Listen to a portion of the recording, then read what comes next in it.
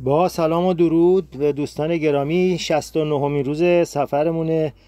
همطور که می‌بینید در این مناطق هنوز تابستان هست، گل‌ها هستند و زنبورای عسل مشغول جمع‌آوری شهد هستند.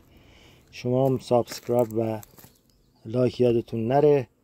ما سفرمون رو در آنتالیا داریم ادامه میدیم. روز دوم تو آنتالیا و این آخرین عکس یادگاری که با نوام انداختم، چون اونا امشب حرکت میکنن و میرن.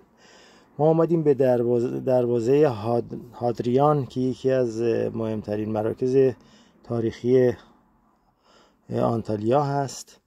این دروازه در سال 130 میلادی ساخته شده به مناسبت ورود امپراتور هادریان به این شهر و حدوداً 1900 سال قدیمیه و همینطور هم پابرجا و سالم مونده.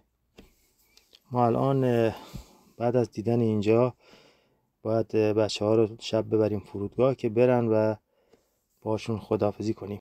میرن داریم خداحافظی میکنیم. بای بای. خداحافظ.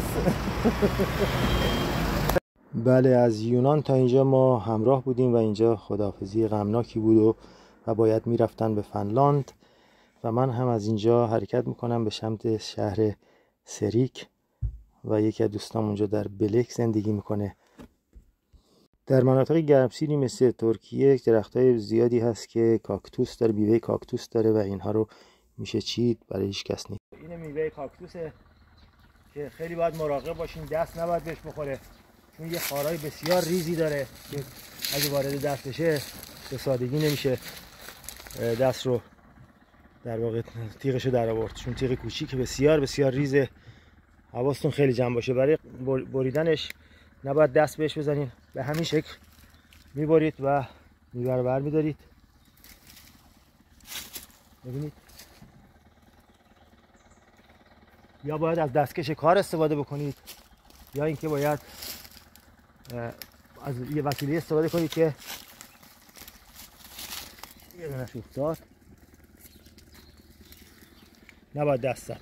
برای برداشتنش از زمین حتی باید از وسیله دیگه استفاده کنید. بسیار ساده به این شکل. الان ما 4-5 نمونه کندیم، خیلی خوشمزه است. میوه خوشمزه، یه هسته های یه مقدار سفت‌تر و بزرگتر از انار داره که نمیشه خوردش، ولی الان ببینید توی دست من یه دونه رفت، خیلی مشکل در آوردنش.